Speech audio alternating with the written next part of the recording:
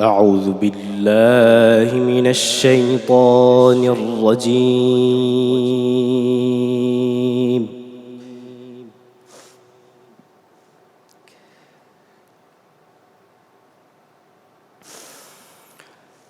بسم الله الرحمن الرحيم.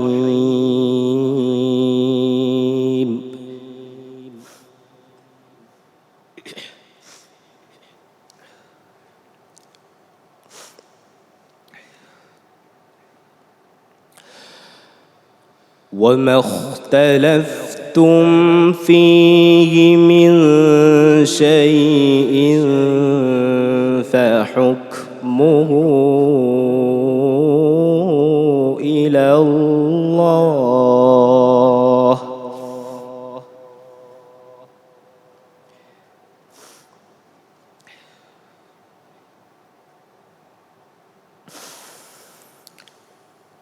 ذلكم الله ربي عليه توكلت وإليه أنيب.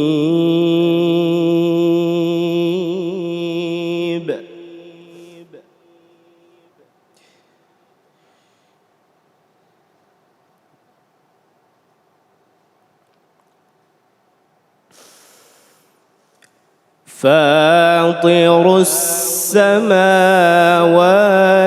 والأرض جعل لكم من أنفسكم أزواجا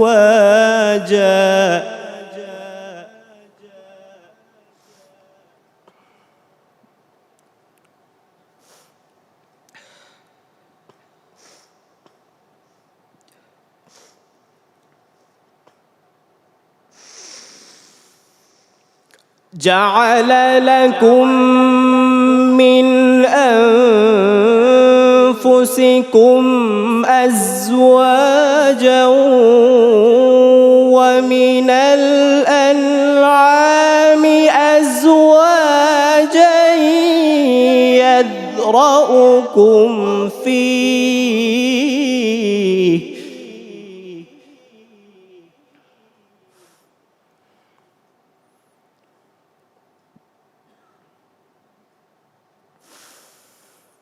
ليس كمثله شيء وهو السميع البصير.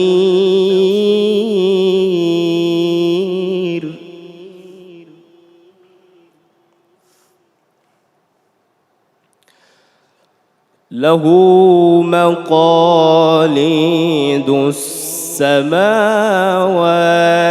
والأرض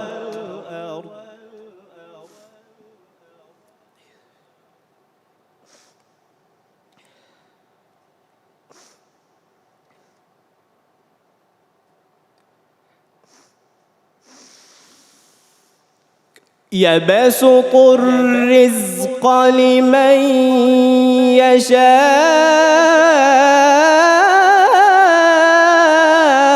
ويقدر إنه بكل شيء عليم.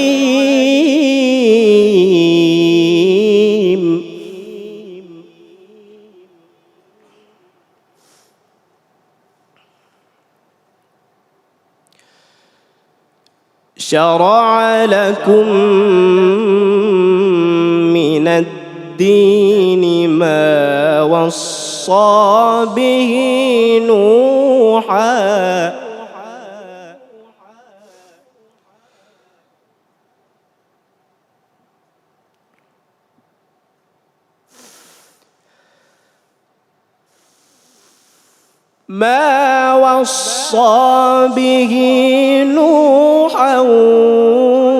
والذي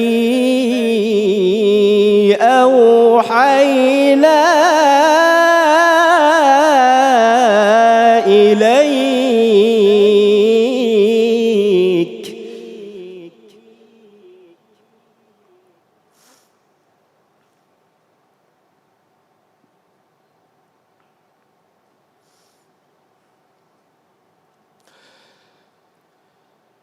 وما وصينا به إبراهيم وموسى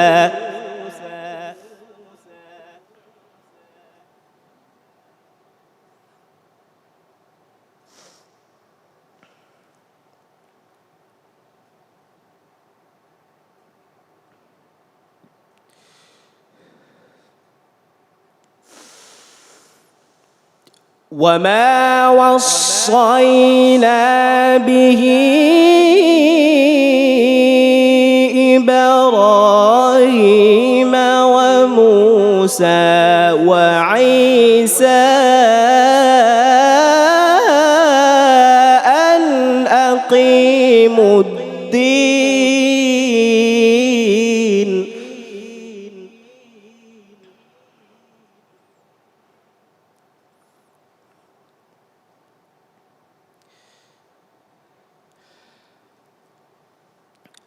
أن أقيموا الدين ولا تتفرقوا فيه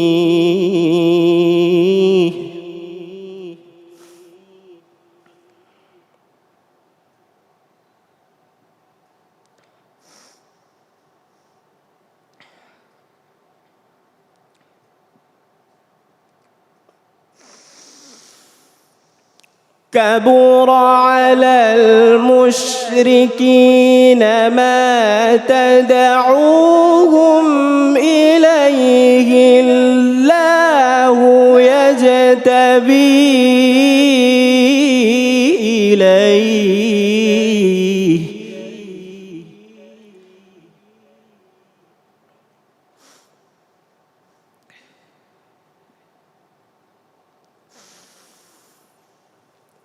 الله يجتبي إليه من يشاء ويهدي إليه من ينيب صدق الله العظيم মাশাআল্লাহ আমরা রাহমাতুল্লাহ আল মুজাহিদের কণ্ঠে দারুণ একটি তিলাওয়াত উপহার পেয়েছি। আমরা তার তিলাওয়াত সম্পর্কে এবার মন্তব্য শুনতে চাইব প্রশ্নকারী আমাদের সম্মানিত প্রধান বিচারক মহোদয়ের কাছ থেকে। মাশাআল্লাহ, চমৎকার তেলাওয়াত। এই বয়সে এত সুন্দর তেলাওয়াত আমার কাছে খুব ভালো লেগেছে। ওর তেলাওয়াত আলহামদুলিল্লাহ।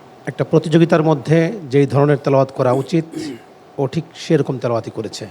ওর জন্য আমি দোয়া করি আল্লাহ পাক যেন ওকে দ্বীনের রাস্তায় কবুল করেন এবং ভালো কারি হিসেবে যেন কবুল করেন, আমিন। তোমার জন্য তাজবীদের প্রশ্ন হচ্ছে ইন্নাহু বিকুল্লি শাইইন আলীম, কোন মত? مد منفصل مد أصلي আলিম। جي مد أصلي